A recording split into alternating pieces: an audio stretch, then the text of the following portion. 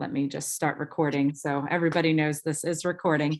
All right, so Bob, would you like to announce our winners, please?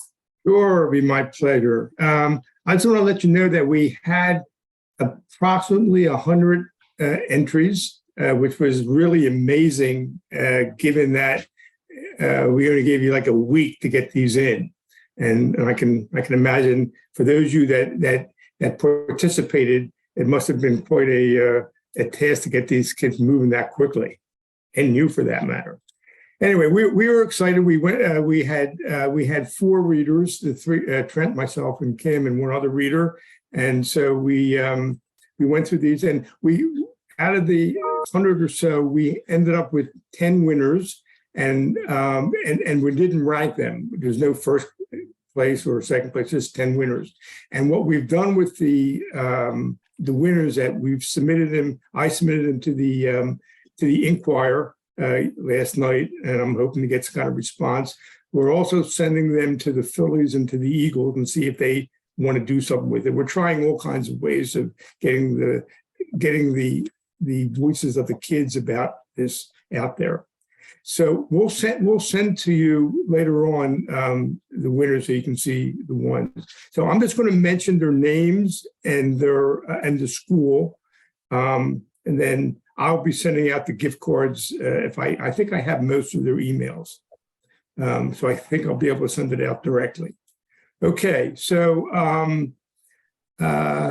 let's see. We have Lily Martinez from St. Andrews. We have Julia Morales from Pope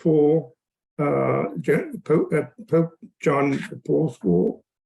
We have, I am definitely going to mess up this name. I think it's Jera Muyai from St. Andrews. If anybody's here from St. Andrews, can you tell me how to pronounce that? All right, I'll just leave it. How do you spell the name? It's Amoye. Ujiro?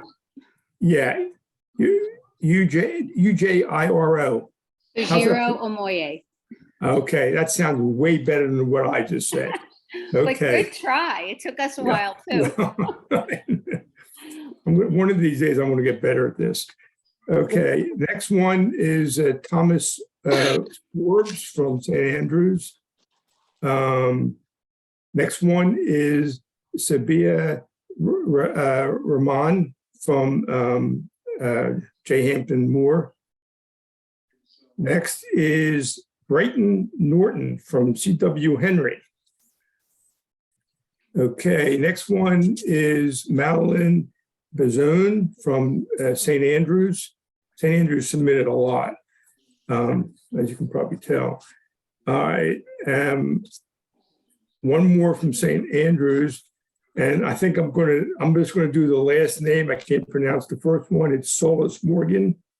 I think it's Hanaya. Hanaya Is her first name. Okay, good. All right. I'm going to write that down. So now I got that. Okay. From C.W. Henry, Nola Larson. And let's see. Okay, and the next one is from Anna Garcia Wade. What school is she from? Anybody know? Yeah, that's Henry School. Henry? Yes, 4th grader. What grade? 4th grade. Oh, great. Okay. I had her last year. She's in Miss Biddow's class this year. Okay, I'm going to have to go back and find that. And then I also had Simone Harris from Mitchell School. Okay, and then there's one that came in, and maybe you'll recognize it. It was called the Phillies Song, and it had a logo of the Phillies, and it started with the P stands and the H stands for heart, things like that. Anybody recognize that? It's called the Phillies Song. It was like 6 sentences. I don't know where it came in from someplace, and I can't find the name of the school, the email, or anything. I feel like I'm gonna double check, 'cause I think Bido might have sent you something on a Google Drive. It was an acrostic poem that had Philly. I feel like I'm gonna double check, because she sent it to me as well. I'll look for you. Yeah, let me know if you get, because it was one of the winners, and it had no name on it, and I couldn't figure out the teacher or anything, and I can't even find the email now. So if anybody recognizes that, Carl, that'd be great if you can check it out. If anybody else rings a bell, let me know. So there are the winners. Thanks so much for participating. I will definitely, we will be in touch with you to let you know if it hits the Inquirer or any of the news media outlets, or especially the Phillies or the Eagles. Okay. Excellent. Thanks So again. Thank you all. And for those of you new to the program, sometimes we just do these little pop-up writing contests if something, is going on, or we come up with an idea. So again, it's not mandatory to participate, but sometimes it's fun little things that you could throw out to motivate the kids to do some extra writing on an interesting topic. So thank you all for your quick turnaround and participation. They were really fun to read, and kudos to all of them. Like I said, I will follow up with an email after this meeting that will include the video from tonight's meeting, as well as those winners. And our newsletter is out now as well. So I will share all of that with you. Actually, I'm going to skip over one and just jump to, so any teacher leaders that are on the call, I will also follow up with the October report.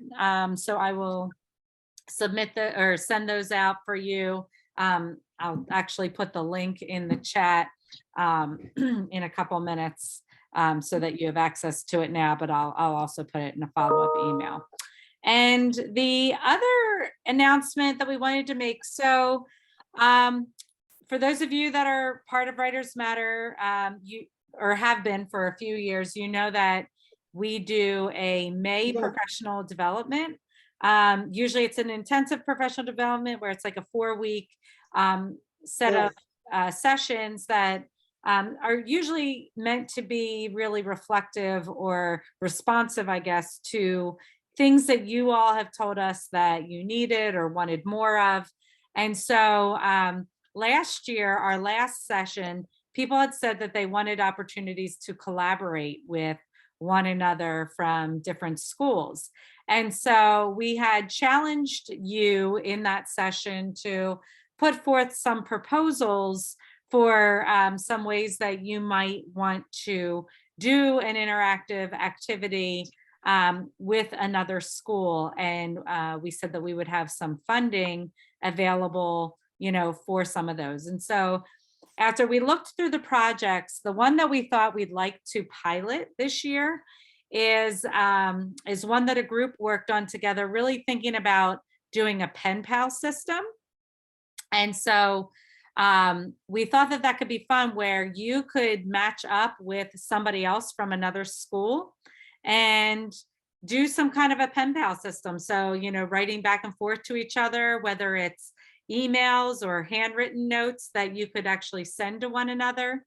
Also using Zoom, you could have some opportunities where maybe you could Zoom into each other's classrooms throughout the year as a way to, get to know each other, and a way to get to know the people that have written to each other. And then what we wanted to provide funding for would be an opportunity for you to physically be able to get together with that other group that you were collaborating with.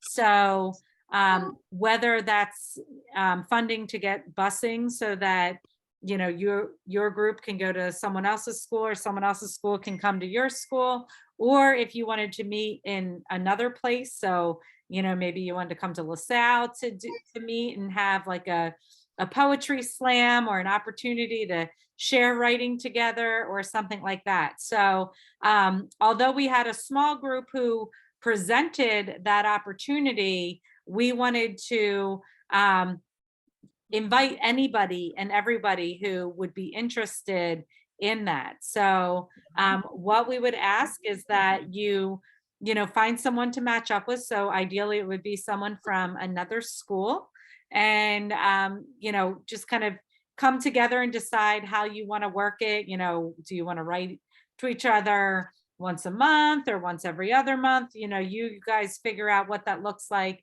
and what kind of celebration you would like at the end to bring everyone together, and just give us an estimate on what that would cost so that we can build that into the budget. Anne, I see your hand up. I just want to say Lori Odom and I did this before pandemic, and we did I think we went through the regular mail, like we put things in the regular mail or we dropped them off with each other. I don't remember how we did it, but it was so much fun, and our kids got such a great, like, we learned how, like, this is going to sound stupid, but the kids don't know how to address an envelope. Yep. They don't know how to put their address on there. And like, we did the address of the school. So they just went to the school. They didn't go to their homes, but it was really fun. The kids loved getting a letter from somebody. They loved writing a letter to somebody and learning about them. And it was a fun activity. And then we wanted at the end to come and meet, but it just, time got away from us at the end, but the kids loved it. So I'm in. That's great. So, think about it like when you're in small groups or something like that, and you want to reach out to somebody and say, hey, would you want to partner up?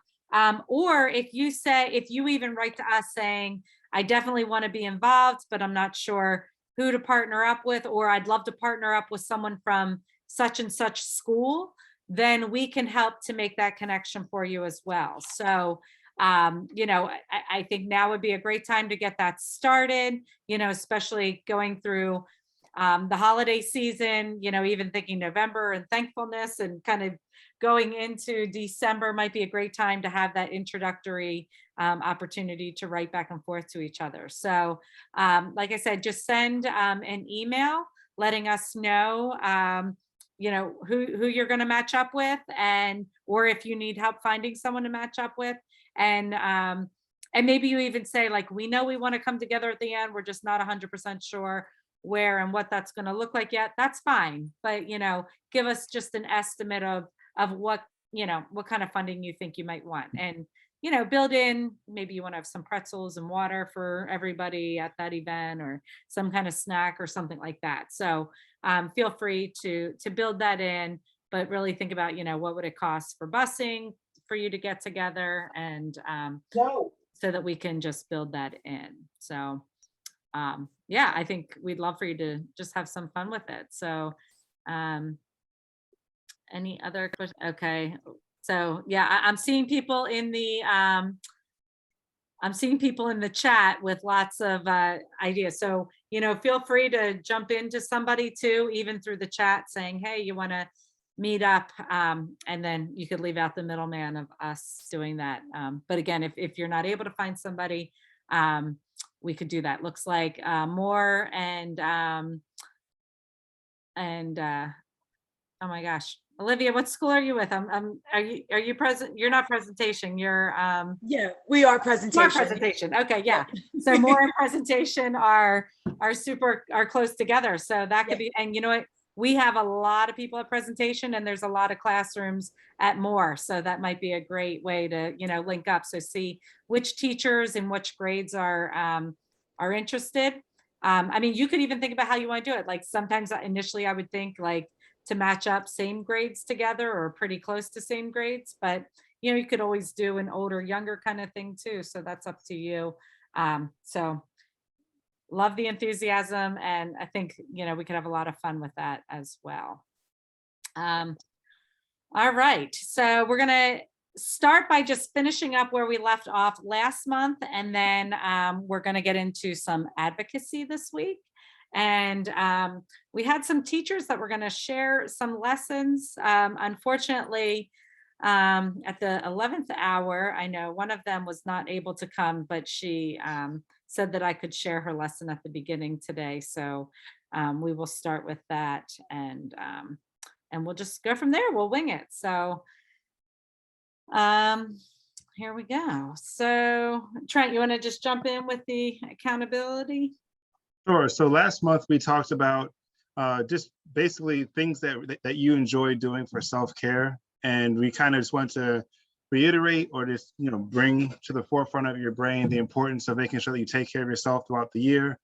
Part of the big reason that we're including the trauma-informed practices is because we know how difficult it can be to try to everything right now can be extra difficult, just, still transitioning back from pandemic life and just trying to be able to implement Writers Matter with all the other things that you're expected to do and trying to get people to understand what you're doing and why you're doing it. So, and just in general, we wanted to make sure that you all had a chance to take the time here and write down some things that you really enjoy doing and things that you like to practice for self-care. So the big question is, how did it go? We asked you to pick a accountability partner at the end of last month, and hopefully it worked out. I see Carl's making a face like maybe he didn't have an accountability partner, which is all right. And if this is not a gotcha moment, if you did not do it, did not check with anybody, that is okay. This is just a reminder to kind of practice those things. So really quickly, if you can just throw in the chat, if you feel like if you could rate yourself, give yourself a grade, like from an F to an A, how did you do with practicing self-care this past month? Did you do those things on your list that you enjoy doing, like reading books? I know some people like going to the beach, playing with their dog, all kind of fun stuff that came up. Just rate yourself real quick on how you did, or you can do like 1 to 5 kind of thing, 5 being as excellent as you can be. All right, Tina, B+. Tamara with the 4, Tracy gave herself a D, it's all right. We got a new month to focus on. Carlson go with the 3, Keisha with the C, Olivia Lang, B+, all right. 2, I must do better, it's all right, Trina. And part of the reason why we're holding this space to do this is because we want to make sure there is time in your day where we're really focusing in on just reminding you to a big fat F, it's all right, Swetzel. Just reminding you to get back on track. So if you don't have that list, we encourage you as you're grading yourself and seeing what people are, seeing how your peers are doing, pull that list out and just have it handy or just rewrite it on your phone and really try to make sure that you're doing at least one of those things that you enjoy doing. I know I mentioned going to brunch. I did not do as well, but I did go last weekend because I remember this meeting. I was like, you know what? I got to do something on my list because I'm suffering. I'm struggling too with self-care. So hopefully that can help you all just to kind of continue to make sure that you do things that you enjoy doing if you can. So nice job with the B-. Started doing audiobooks since I knew I wouldn't have time to read. Really great. I was listening while cooking dinner. All right, great stuff. So again, this is just a reminder. If you don't have an accountability partner too, we encourage you to find one. At your school makes the most sense, but if you have somebody who works across campus or in a different location, then that works too. But if you find somebody that can check in with you and just to see how you're doing, that also helps with this whole trauma-informed practice because you got to take care of yourself to be able to be ready to take care of all the things that come your way during the day. All right, Kim, we can go to the next page. You want me to jump back in here? Yeah, Or? you can jump back in for Okay. this one. So in addition to thinking about, first of all, just even thinking about accountability and what we just talked about finding things that make us feel good, that's certainly something you could do with your students, right? Doing little check-ins, even just those like, how are you feeling today, right? Thumbs up, thumbs down, in the middle, all those things are just like nice ways and nice reminders to know that somebody thinks about them, is caring about them. Maybe they could even buddy up. Who knows, even doing a pen pal system, that could be, a little bit of an accountability partner there where they can, kind of help each other out. We also wanted to just draw your attention, thinking about accountability, to something that is in our supplemental book. So that's the one that has the purple writing on the front. And something that we know that is really important for kids is to set writing goals and having them be things that they want to improve within their life, something that they want to do better. And so this is in there. This is like one step of how to go about doing that. So having kids sit down and saying, what do you do well as a writer? And you know what? That's always the hardest one. Everyone's so critical on themselves. This is even something you could do yourself as a teacher. There is one for you to create a teacher of writing goal that's in the book as well. But really forcing them to sit there and say, no, you all have some talents, right? Forcing them to see what those are. So what are 5 things that you can do well? And then what are 5 things that you have a hard time with, or you recently learned about writing and you're trying to, better understand. And so have them come up with that list. And then asking them to pick one of those things that they would like to work on. And then really helping them kind of create a plan to improve that aspect of their writing. And then have them think about what evidence they could use to show progress towards that. So, again, this is not you coming at them saying, this is what you're doing right in your writing and this is what you're doing wrong. It's really self-reflective. And often kids are going to be much more willing to work towards a goal that they've selected themselves or that they see value in, more so than just directions that that have been provided. So you can find this both in the supplemental book as well as online where the books are as well. So if this might be something else you would want to do. Also, I started talking about the best part of me, which is another lesson that is also in our supplemental book, which is a great lesson, having kids really reflect on positive aspects about them, thinking about what might be the best part of them. And Maureen at the very end shared with us how she did the lesson. And so I asked her to share it tonight. And unfortunately, she's not able to be here, but she sent us some of her slides to just kind of show all of you how she goes about this lesson. And so I'm probably not going to fully do it justice because it's not my lesson, but you can see that she has them start off like by reflecting and thinking about, when you look in the mirror, what do you see, having them reflect on that. And then she reads The Best Part of Me, which is a great book that has all different photographs throughout, and students write about the best part of them. So she says, as I read, think about what is the best part of you. So, these other kids are talking about that, and then they think about theirs. And so then she says, some reflection or discussion questions. Which poems could you relate to? Which photographs did you like best? Think about the Skin I'm In poem. Can you select a body part that is the best part of you? So obviously she did this after doing the Skin I'm In lesson. And then she gives them time to write. So check your email for me. I guess she does. Respond and tell me your thoughts.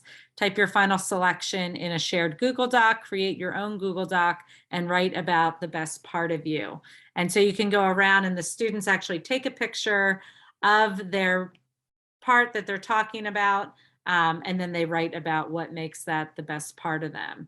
And then, sorry, my computer is moving quite slow. And so these are some examples of students and what they created. So The Best Part of Me by Elizabeth Berry. Your brain makes you, it controls your body. It is how you come up with ideas, good or bad. It's where everything is stored. It is part of everything you do. It is with you everywhere. I can't see underneath that. Everywhere, on the train and in the rain. And so I'm not going to go through and read all of these, but I will just kind of slide through and you can see the different pieces that the kids wrote in her class using the Best Part of Me lesson. I know Kellyanne just popped in and she would tell you too, if you go online and just Google this, there's all different kinds of other examples out. So if you don't have the book or outside of the book, you can use different examples. But this is just another way to, it really is a sense of self-care, because sometimes we're always focused on things we need to improve and things that we need to do better. And so having an opportunity for kids to really reflect on, what is something that makes me special? What is something that I'm good at? What is something that is the best part of me, and having an opportunity to share that with the class. So this lesson again is in the supplemental book. If this might be something that you would be interested in doing in your class. So any questions about any of that as I continue to just thumb through the rest of these?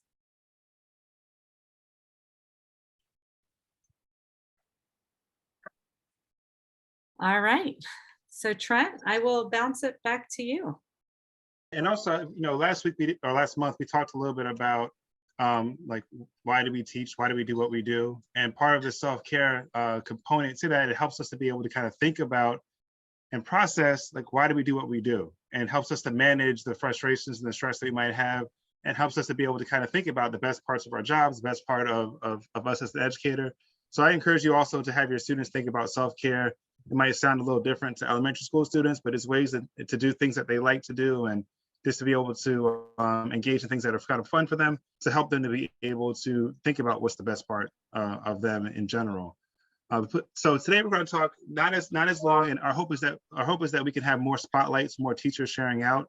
Like Kim mentioned, we don't have our intended share out people, but if you feel like you have an assignment, or if you have a Writers Matter lesson that connects to what we're talking about now, please feel free to share it.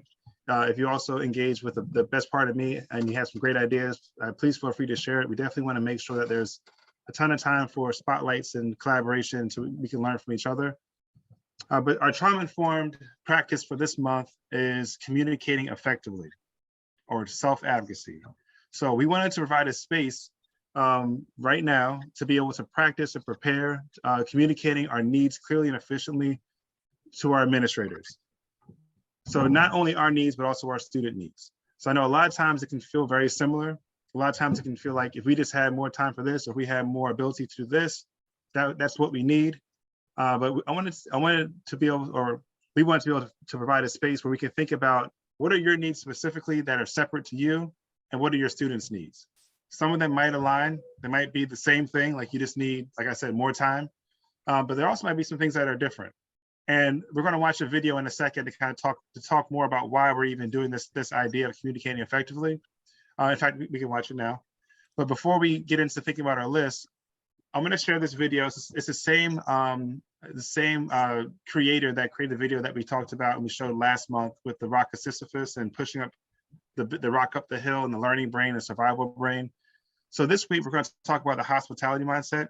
And in order to have this hospitality mindset that he coins and being paged, which is purpose, attuned, and goal with your goals and emotions, it's really important for us to know what exactly we need and how to be able to communicate those needs to our administrators, to families, and whoever else will listen, whoever else is able to help and support.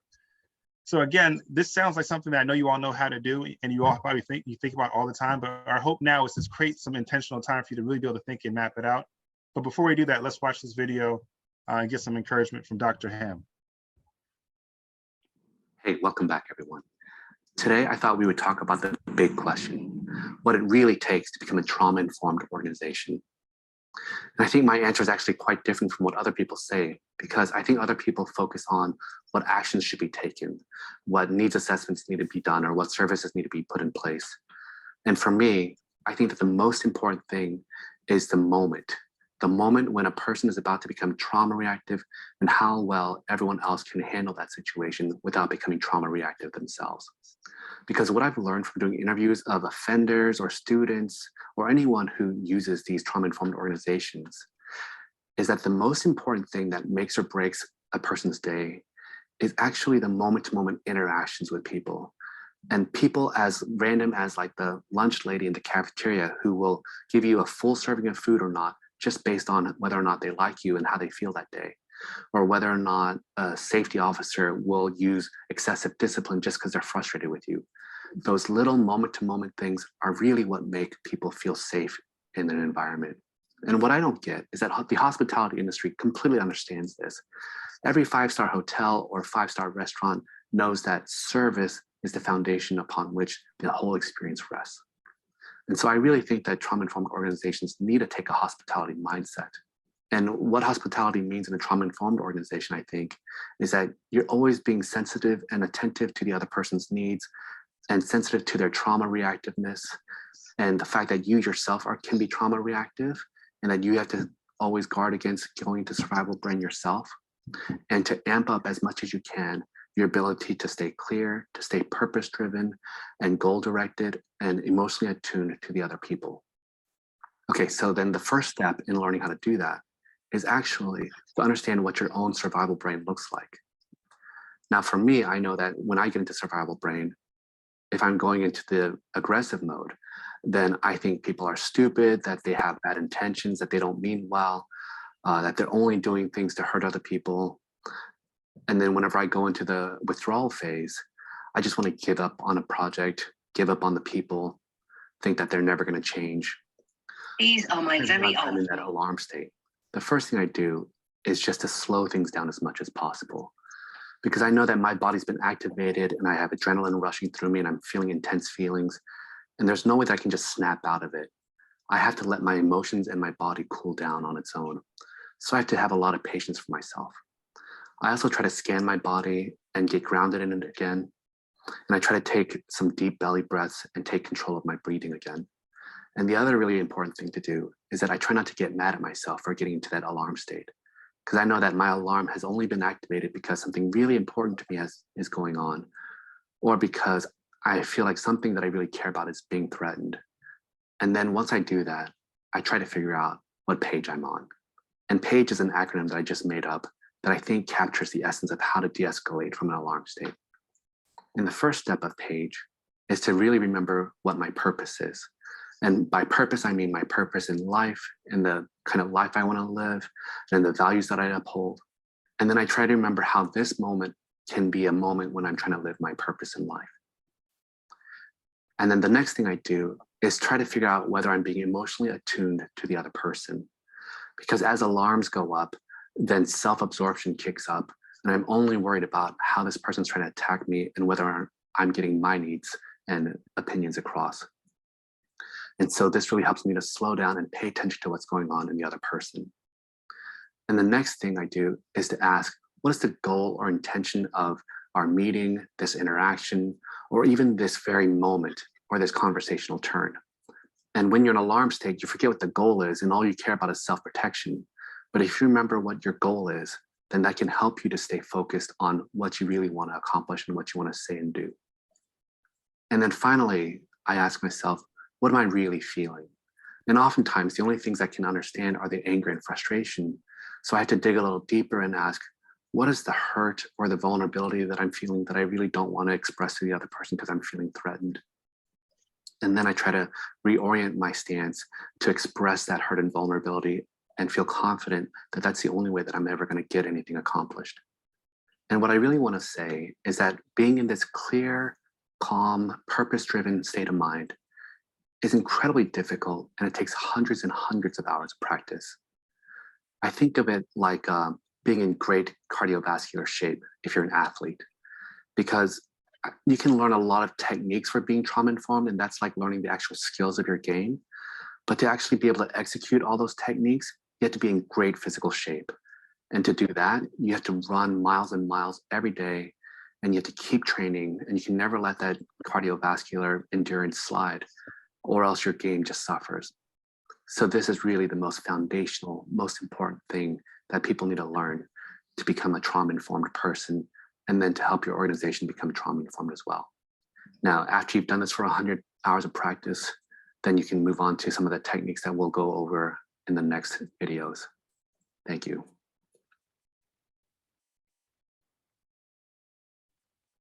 All right, so hopefully that was just a helpful kind of reminder of a way to think about being trauma informed. We talked about a lot of different skills, but really our hope today is to kind of help focus on the attuned component.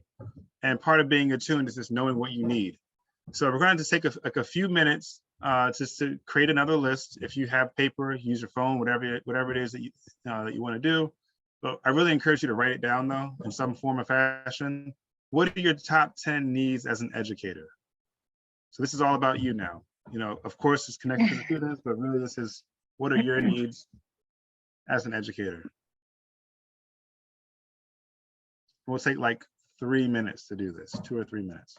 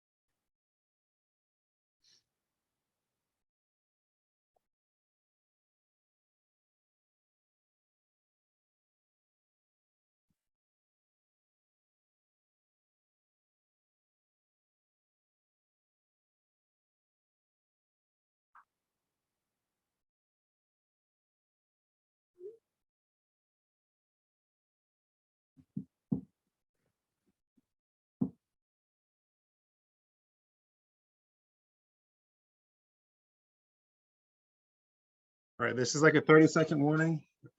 So you don't get to 10, that's okay. But if you stop early, try to get to 10 if you can.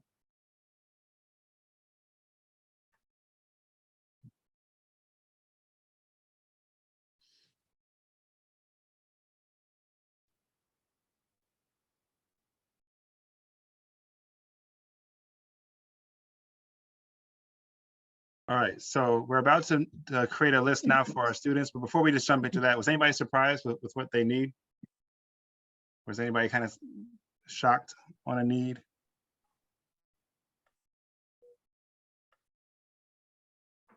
I mean, I'm shocked that I was actually asked what I need, so I appreciate that.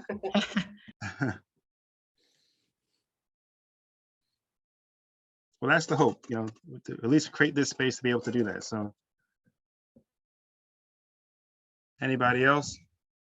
I know I created a list and I was pretty shocked because some things I didn't realize I needed, you know, were on there, like even like peer collaboration and support. I never would have thought that I really needed that to be successful as an educator, but I actually really do. So that's something that stood out to me. Also, good systems for administration, like little things that are administrative tasks that I don't really want to teach to do. Like I want to teach, work with students and all that kind of stuff. I don't want to have to like know what to do here and there or try to figure that out. So that kind of stuff stood out to me as things I didn't really think about. And I bring those two things up for myself because when I had to spend, you know, all my planning time or all my time between classes trying to figure out who I need to call to make sure my student PIN numbers are all ready for students to sign up for their next classes and all that other stuff that I have to do, that really can throw me off.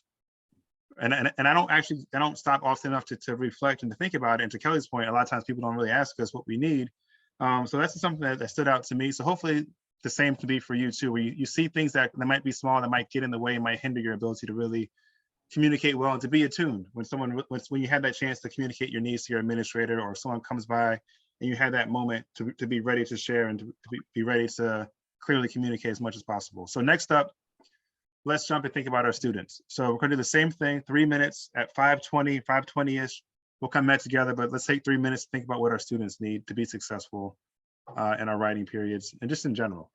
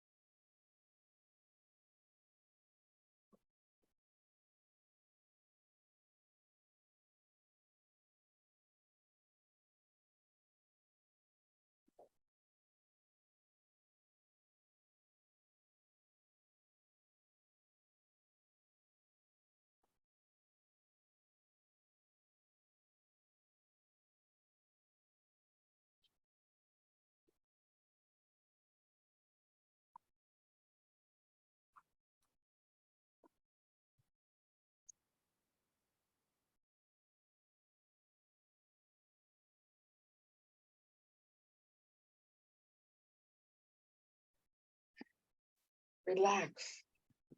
It's still early.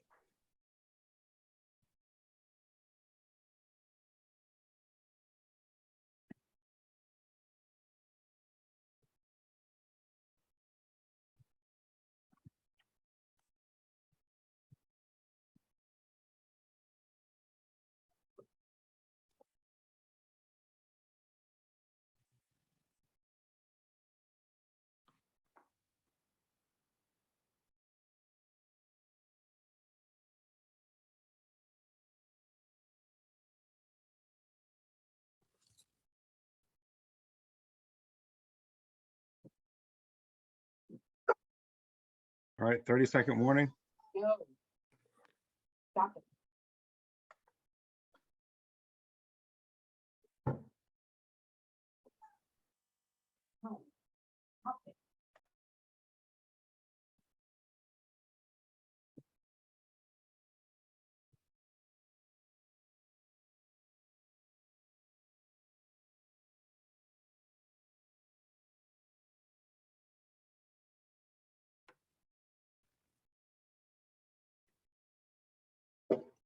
All right, so try to wrap up your list if you can. I see Danielle wrote in the chat that many of her needs are similar to her students. Is that something that other people found too, or did you find a little bit of a discrepancy or a difference between your needs and your student needs? I won't say discrepancy, but just like a difference. Kellyanne says similar.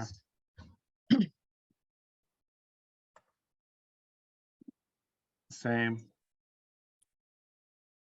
Easier to write students than your own for Olivia. Many similarities. Yeah. Some differences from Julie. Yeah. I noticed that I had a lot of similarities too, a lot of differences. And I think my differences were just really kind of, I think just the angle, which makes sense of a need. But at the core, they're very similar. Both of our struggles. Much easier to identify students than their own. Okay. That seems to be a trend. Might be similar, just didn't think of them in terms of myself. All right, and honestly, I'm kind of glad in some ways to hear this, you know, because this is the hope for this time, is to really take a minute to think and to reflect. We don't often get a ton of time to think and reflect as educators. So hopefully this can help us to be more attuned, just off the bat, just being more aware of our needs and being more aware of our students' needs. It doesn't necessarily change and solve an issue right away, but it does hopefully allow you some time to think about ways you can go about problem solving or go about advocating for yourself and for your students.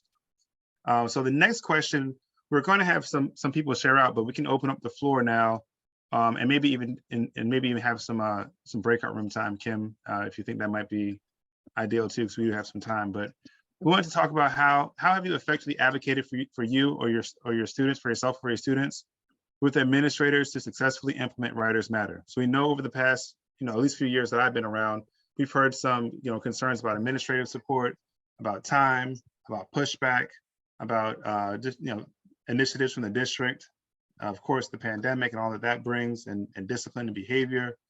But does anybody have any success stories or any strategies that they've used for themselves or for their students to be able to successfully advocate?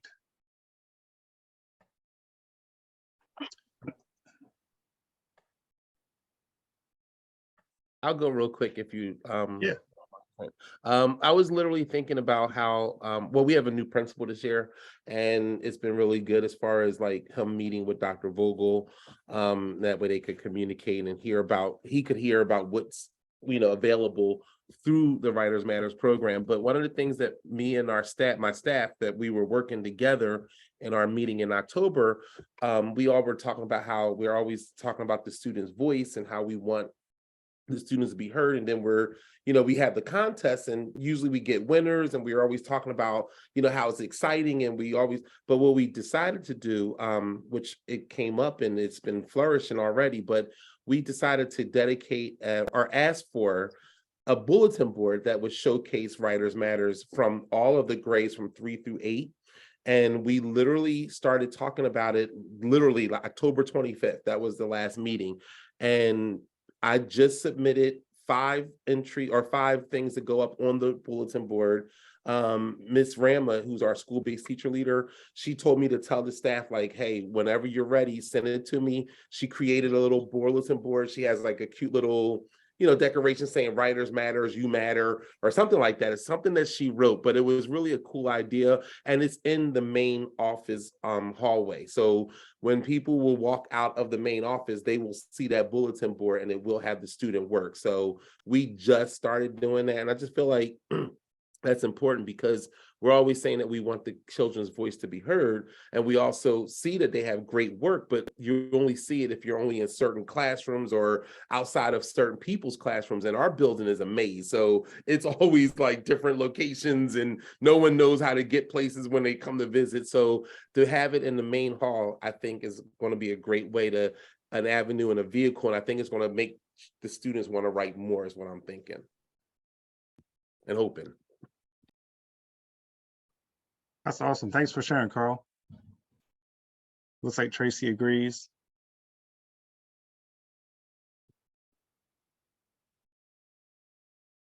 Any other success stories?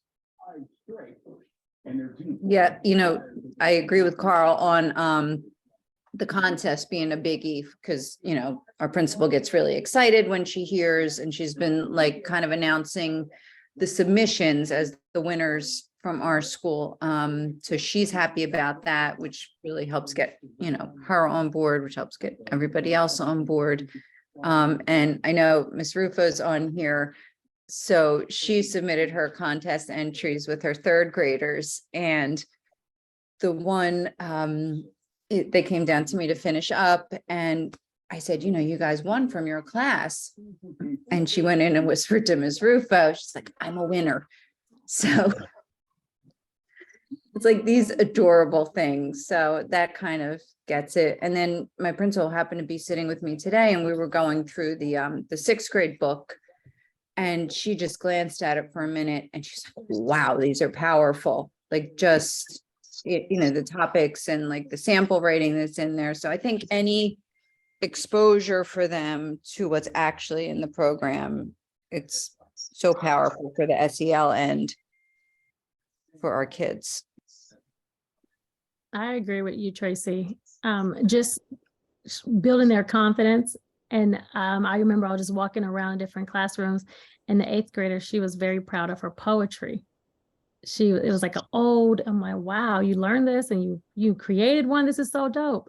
So instead of, she's like, you want to take this? I'm like, no, I'm gonna take a picture of it so I could share it with the principal. So after I took a picture of it, I printed it out. I emailed it to myself, print it out, and I have it posted in my office, like poetry in her name.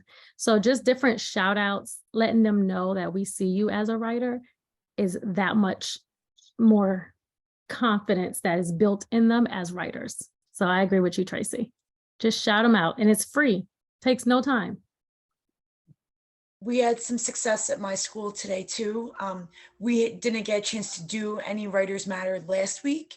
So today after art, when I told them that we were doing Writers Matter, they were so excited. And these are 8th graders here that were super excited to have time to just write about their feelings and write about what they need to get out.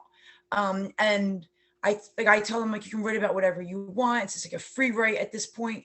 And there was a few kids who were like, can you come and read mine? And they were so excited to just share. So just giving them that voice, like Carl had said, is just so important, because for so many years, they're just told, well, this is your writing prompt. This is what you have to write about, 5 to 7 sentences or whatever the case may be. And now they're getting to write about whatever they want. I think they just love that. They love it.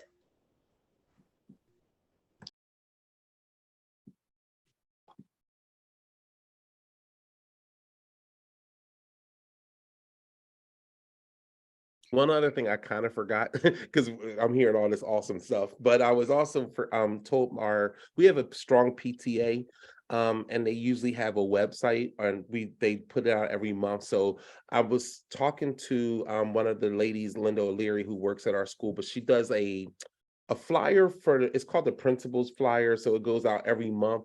So I asked her, would it be okay if I wrote something so that we could acknowledge the winners from last year's contest, because I know that they're available and it's on the website. So we're going to put it on 2 different platforms. So not only will they see the bulletin board from writers for this now, what's happening now, present, but then they'll also see that, hey, go check out our writersmatters.org, so that you'll see our previous winners from last year, as well as, just the chance to see and more get to know about the program. So that's our way of trying to get more exposure out for the parents, as well as, just the community within itself. So that was the other thing that we're working on, or I'm working on. We're working on, team. I think it's also important. I'm just remembering something we did a few years ago at Moore, and I'm sure everybody had to do it through this if you're in the school district. But when we had to go around during like a PD day, and had to go from room to room and just like observe like what do rooms look like, because like Trenton was saying earlier, like we literally have no time to do any of things that are really important as educators. So, because I was just thinking about what, Carl said about bulletin boards and stuff. And it's like, I mean, I have writing in the hall and no one stops to look at the writing. You know what I mean? Like, and it's not their fault per se. It's just, there's no time. So I think, and I know we complained, last meeting about, all the scripted shit that the district does and all that stuff, which is, neither here nor there, like not our fault or principal's fault, but maybe like just encouraging something like to take time, whether it be on your floor, like Carl said, some of our buildings are just, it takes me a quarter of a mile to get to like part of the 3rd grade. So it would be nice to just even get some time, or maybe ask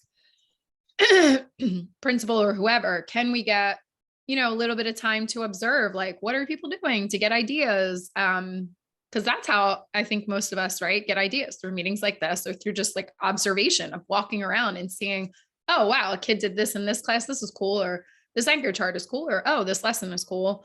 Just time to just walk around and observe, and get ideas, I think would be helpful.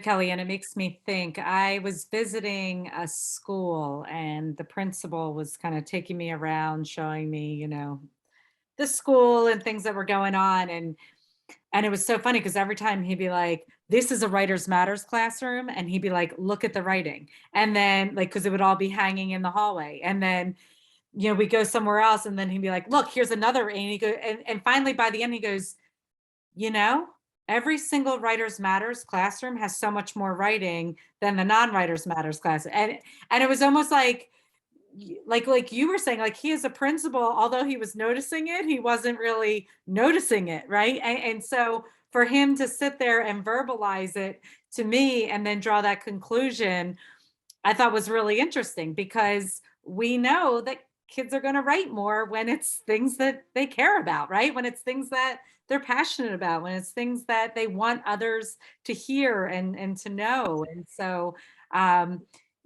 that's such a great idea of like really just like noticing, because you're right. We all just, get in the race of the day. And that's what I'm even thinking, like Carl, like having that bulletin board change from time to time so it looks a little different, so it recaptures the attention, right? Because sometimes when things look the same, you don't like read it, so it's like something to draw attention.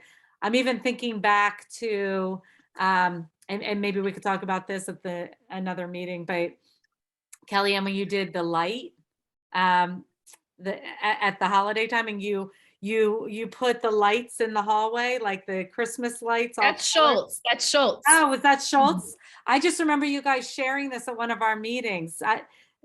Julie, you're on. Do you want to talk about that? In fact, I said that's the next writing that we're doing, because Like when we do it at the end of December, then it's up for a week and then it has to come down because the principal said it's holiday, so you have to take it down, even though it's really not holiday.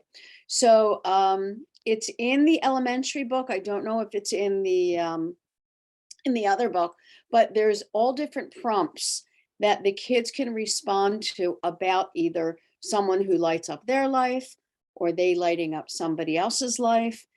And they get to write about it. And as you said, we hang it in the hallway and I put Christmas lights around it because they're lighting somebody up. So I decided that I'm starting it next week and hopefully get it up the following week for conferences and then keep it up the whole month of December.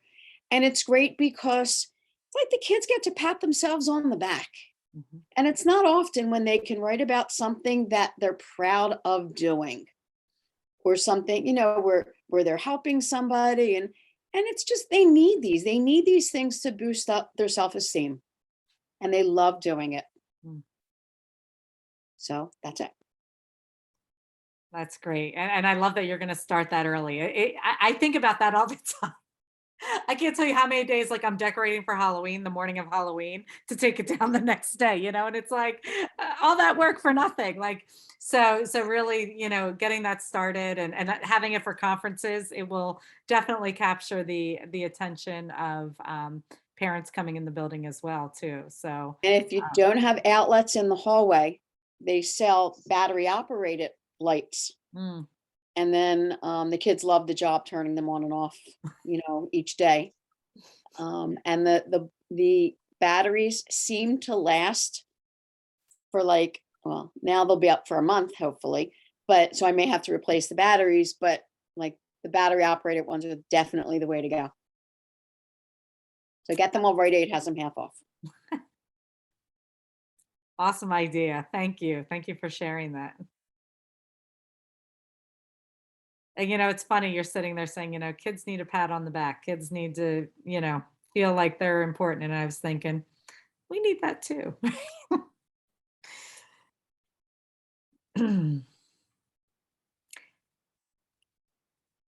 So I'm just curious, is there anybody out there, this question specifically came from the reports that were submitted by our teacher leaders, because I think we had some that you know, might have been having a hard time figuring out how to incorporate Writers Matter into their language arts block without getting pushback from the administration, thinking that, you know, it wasn't a good use of time. Or does anyone have any specific advice, you know, in regards to that? Like, I love the ideas of, you know, hanging up the work and putting it out there and making sure you're telling your administrators about the writing contests and the things that your kids are doing, because those are definitely ways to draw their attention. Showing them the actual materials is great. But has anyone else had any, you know, like specific incidents where they had to really, you know, work with the administration to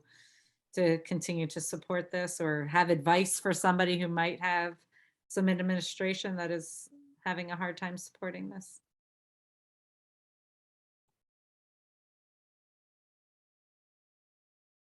I feel like when we, like, meaning Writers Matters, when we got together and we were writing some of the ideas, we were coming up with the standards. And I feel like that's always the key, is just to be able to support it by saying, hey, this is part of our standards. This is what I'm doing. I mean, once we do it that way, it makes it a lot easier. So it definitely is a great idea, obviously, to be able to actually use it whenever you want to, because that's what I do.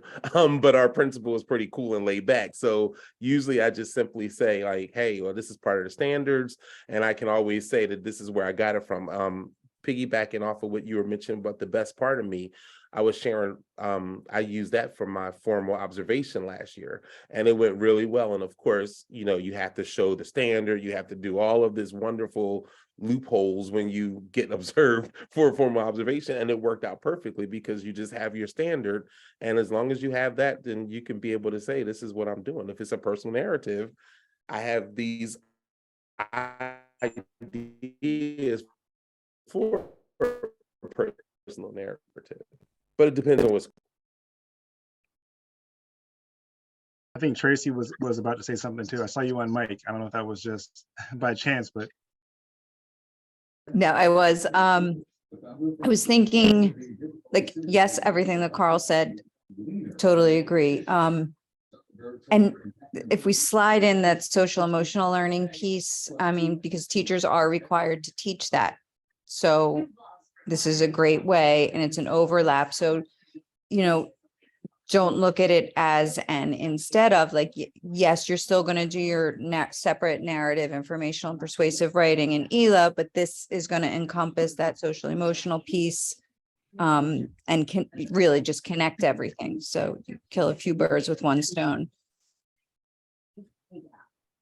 I know a couple of years ago, we actually spent time connecting the standards and also the trauma-informed practices and also the SEO. So I don't know if I know we have some newer people on the call, but that might be a document that we can kind of bring back out, Kim, to share with people, because I think that was a really good practice where we went through a couple of lessons and made really clear connections. Yeah. So that sounds like it might be helpful to bring that back out. Yeah, definitely. Good idea. All right. Any other comments before we move on?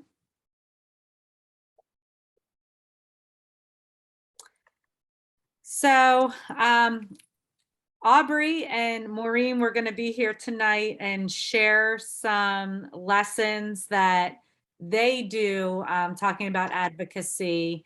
And I don't know, Trent, did you want to share like maybe just a little snippet about each of those? Yeah, you had worked I can around? share. And then maybe they can give detail next lesson or Sounds good. session, so that We can start with them next time, and hopefully other people have ideas too, because our goal was to have them share and then other people jump in to continue like the spotlight of what's happening. But I don't want to mess up their examples too much. But I know that part of what Maureen mentioned that she does is that she has students write down their needs on like an index card, and she has a box. This might be Aubrey, so it's either Aubrey or Maureen. I don't want to mix the two up, but having students identify their needs in general, writing them down, placing them in a box, so that that Maureen can actually go back and look at them later on. But it's a way for students to anonymously communicate their needs, identify and label their needs, practice the writing a little bit, and also have a place for their needs to live. So I thought that was a really good example and a good idea of just how to make this concept of like just identifying what you need practical. Also just giving students a chance to think about that in class, and the time and the space, and providing that structure was a really good example.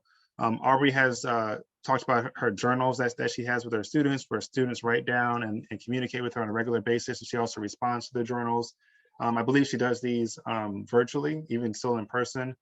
So that's just another way to connect with students and make sure that their needs are being heard, and you're giving them a chance to express their needs. So that was a really shortened, like 1 minute kind of overview of what they're doing. I'll have them explain, or we'll have them explain a lot more when they're here. But is anyone else doing anything in the theme of self-advocacy connected to Writers Matter or connected to writing that's already happening that we can share in our last few minutes together with the group?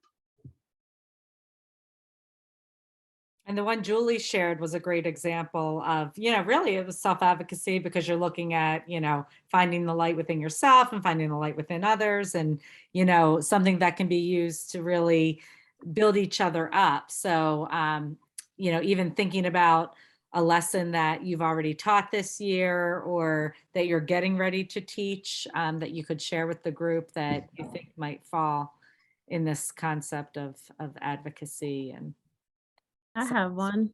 yes, please. At our school, we're 5th to 8th grade. We try to collaborate with the climate team, where we're doing something called restorative practice. If anybody ever heard of it, it's really good. It's before you get suspended, before you get detention, right? So it has like questions, 3 or 4 questions to make you reflect on what happened. So in addition to that, the dean and we make sure they also write about it. And that way, they have to talk about it first, because we all know that writing is the highest form of understanding. So they have to really verbalize it, especially if they're angry at the teacher, at the student, at their parents, you know. So we let them talk about it. We even have a mirror in there so they can like really talk to themselves, you know. Sometimes they don't like to do that, but maybe by June they will like it.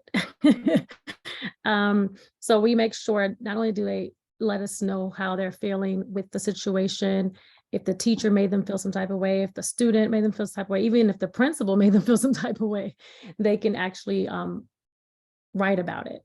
After they write about it, it's so interesting because while they're writing, to just watch them reflect and write is so, it's like the story changes, the feelings change. They are not huffing and puffing. They're like at ease.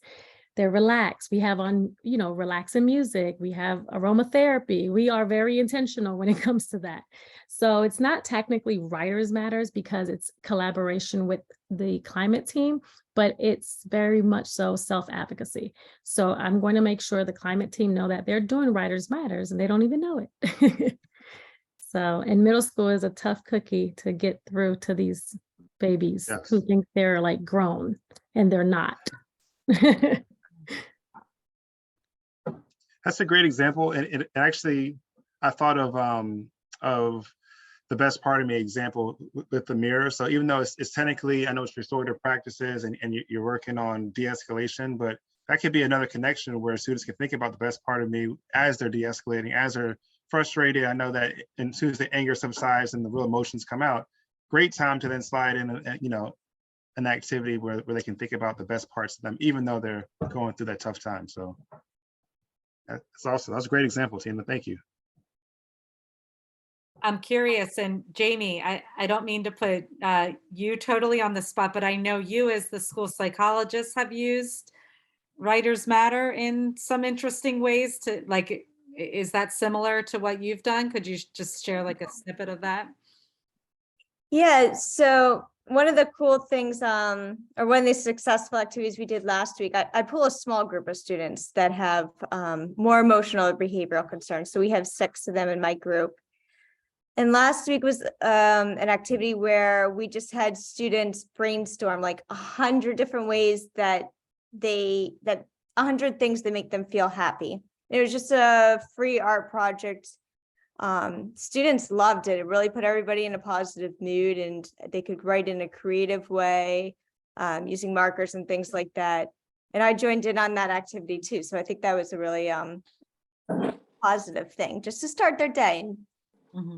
And then a lot of the kids in my group just as well will start their day with like a positive connection, like stopping in to chat about their work or just doing little check-ins to try to get them in a good mood or a good start. Well, thank you. And I love your visitor. Yes. My visitor. He loves people. This is Carter. Hi. Yeah, great examples of, you know, it's funny, like even you saying you join in, I love joining in writing with my students and, you know, being able to share that. And it can be very therapeutic for yourself in that moment as well, right? Because especially when behaviors are running high and there, you know, there's a lot of escalation going on, you know, you being able to bring yourself down too, definitely is gonna, you know, help be more effective to get through that. So. I really appreciate Tina sharing about restorative practices because I used to do it at Harding, and we all had to get certified in it. And one of the things that and I don't have as many issues being in elementary that I did at Harding, but so it's different, but the concept and just all of the training that we got in it has really amazing results. But one of the things that I use often, and I actually kind of forgot all of the things I used with it at the middle school level, but I kind of had, similar to what a few people were saying, or what Trent was referring to Aubrey and what Tina was referring to. Did I say your name right? Tina, yeah. That just to have like a little sheet or something that I had like in the back of the room, or like I had like a little desk. I know Aubrey has like a little desk set up that I'm thinking about, that I used to have, that I want to redo, but just with questions like, how are you feeling? How did that person make you feel? There's different things for victims and whatever in the whole restorative thing, but just, it doesn't have to be that, but just in general. And one of the things I do in Writers Matter a lot is, just to go with the restorative stuff, is I have them sit in a circle. Like, I think a circle is really important. That's, a big thing in restorative stuff, that you're all able to see each other and make eye contact. And I just think that whole process, just in asking somebody, how do you feel? What do you want to say to the person? And have that person listen. And that's something I use all the time with just elementary behavioral issues. That is not necessarily as like circular as it would be as a whole class, but just those things too. I think a lot of us use in writing that we don't realize, like, how did that person's writing make you feel? You tell them, don't tell me, you tell them. Like what words stood out to you? Like, and I found when Leslie was interviewing me and asking me about, just certain things in the classroom, like that's what so far this year, and I think most years, for at least a lot of us who've been in it a lot, like the sharing part, like when kids hear another kid like that has this like wow word, like, oh, that vocab was tight, or oh, that was deep, other kids want to be deep, other kids want to do that. And so to have them tell the person, again, just it's not as restorative, but it is like that you're looking at them, and a lot of times kids want to talk to the teacher. No, you tell them specifically what in their writing you related to and what you liked about it. You tell them. It could just be a word that you like. It could just be a phrase. It could be, it reminded you of your mom. You tell them. So I think a lot of that, like that back and forth, especially for some of the new people, like to get them to conversate and be able to vocalize, like restorative is really about vocalizing their feelings. Now, in this case, it's not behaviorally, but their feelings about words, and I think that's what gets at least the kids in my room, like why they're excited this year, because they're all like, I'm a writer, like I'm tough, I'm doing this. So I think that's just something, to remind ourselves of a lot. They want to talk to us, they don't talk to each other. So thank you, Tina, for bringing that up.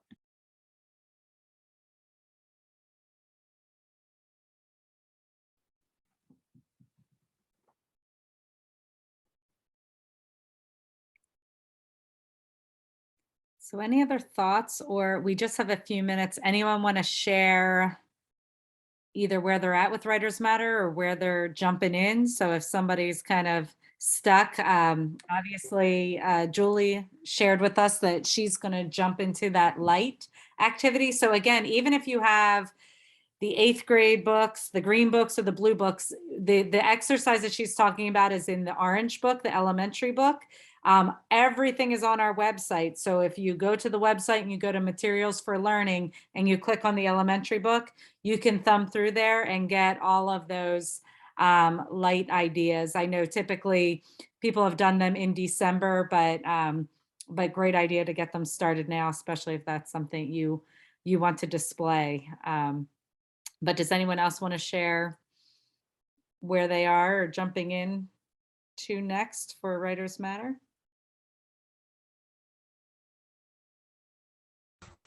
I would just like to say you all have given me so many ideas, and I'm super excited. Like, I'm already typing stuff down for what I'm going to do next week and the week after. And so I'm really excited. So I have a bunch of ideas. So thank you.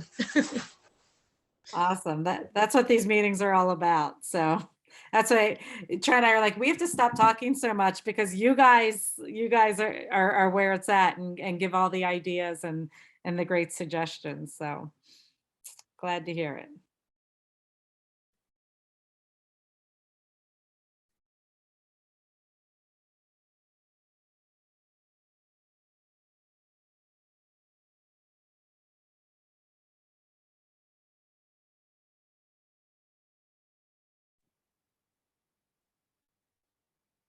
All right, so wanted to make sure I was giving my ample teacher wait time, right? I think Tamara was trying to talk, but we Oh, can't hear sorry. you. I see it. We can see you talking, but we can't hear you, Tamara. Maybe it's not. Maybe that's intentional. All right. Okay, she's not coming in. All right, well, in the true sense of self-care, what if we gave you all back about 5 minutes of your time? But also in light of that as well, we want to really plug our next meeting. So our last meeting for 22 is going to be on December 7th. And we'd really like this to be not a meeting, but an in-person celebration. So we are going to host this at LaSalle from 4:30 to 6, and we will be providing food and drink and just an opportunity for us to come together and connect. Many of you have only met each other through Zoom. So we'd love for you to be able to come together and actually meet each other in person. Please encourage your teachers at your school. We would love for them to come and be a part of this. So we will send out an evite with more specific details. The only thing that we will ask is definitely, we'll need everyone to RSVP just to know how much food and drink to have, so that we don't, order too much that goes to waste, or not enough, which is always embarrassing. So we want to have just the right amount. But yeah, just really looking forward to bringing everyone together in a low key, just, nice environment to celebrate where we've been and where we've come, and more to come from that. So Trent or Bob, do you have anything else that you want to share before we go?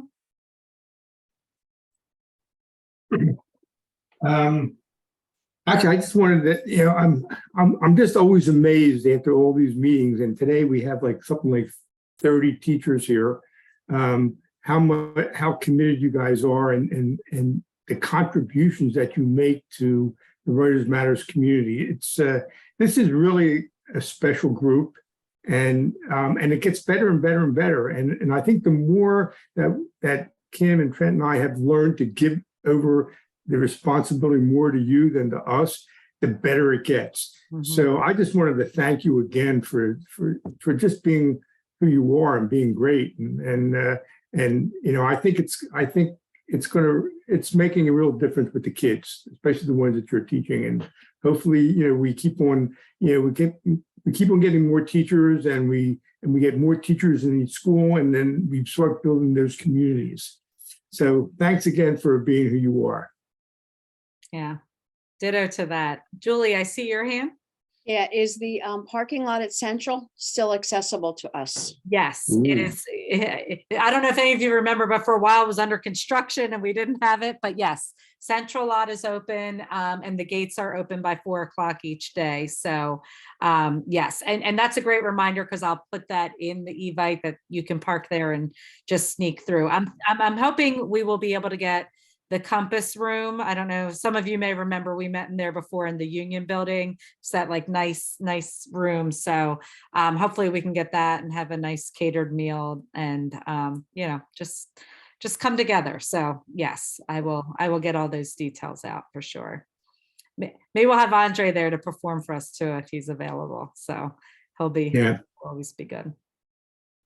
So all right. Well, if anyone has anything they want to stick around to ask, we will stay on. But otherwise, have a wonderful night. And more importantly, have a wonderful Thanksgiving. I think, as Bob was trying to say, we are all so thankful and grateful for the community that you give us as well. And so, I hope that you have some time to be with family and friends and really enjoy the holiday and a few days off. And we will see you all back in December. So thank you all for being here. Good night.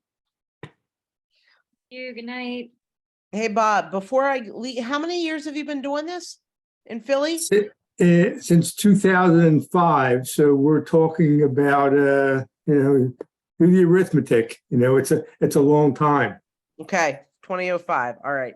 Yeah, that was the first. That's when we first started. It was in one school at Grover, Washington. Yeah, it was 2005. Okay. But I All think right. what Francesca's getting at is we're gonna need a big party to celebrate, like Yeah. a big anniversary that ends with a 0, right? Yep. And you've been in you're one of the longest tenured Yes. members. Yes, but we, none of us would be here without you. And I was just trying to think, like, how many years has it been? I wasn't sure it was that many, but it is that many. And that's really quite influential, Bob. Thank you.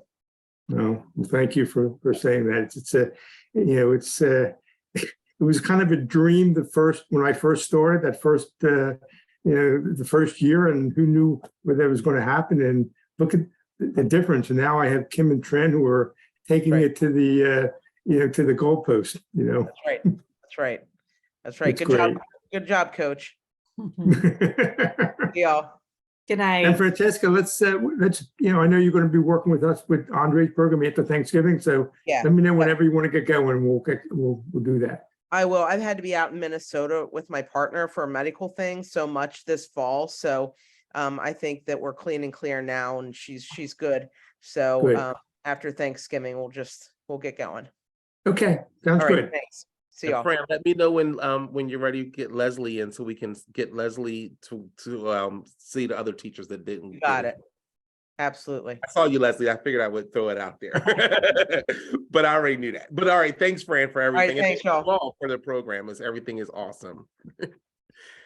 And make sure you have extra beverage for me on the 7th. I'm just gonna say that. Well, Carl, do you have the forbidden romance recipe? I wish I Be the did. recipe, Carl. Bring it in. Carl has lots of good recipes. Carl, my I'm husband glad was a I'm glad bartender. He you has the warned us, recipe. because based on Ah. our last event, we need a lot more drinks for you. Yeah, you need more drinks than food. You're on a very special liquid diet, Carl's aren't gonna be you? you and me. Forbidden romance. Exactly. With a black That's cherry I at the love it. bottom. That's our Harlequin romance. All right, everybody. Have a great Have night. a good one. I'll see you all later. Can I ask you one thing? Yeah. So we're struggling with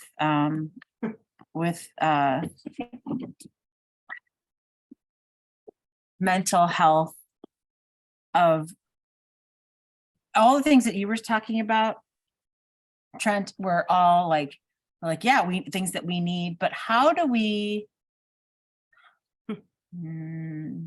While you're thinking, did you teach at Barrack? I did. You had my son, Aaron Heller. Oh my goodness, of course. I'm like, Where is he in school? He You, just got. she had everybody. Yeah, but I thought you you didn't retire. I did retire and started working with Bob. You didn't tell me that, Dr. Bones. She taught my kids too. Got your Barrack shirt? Yeah, I'm wearing my Barrack baseball shirt. I see. Yes, he's Aaron- a big baseball. Aaron he knew more baseball trivia. Yes, than he anyone. just got accepted. He goes to Hood College in Frederick, Maryland, and he actually today was accepted into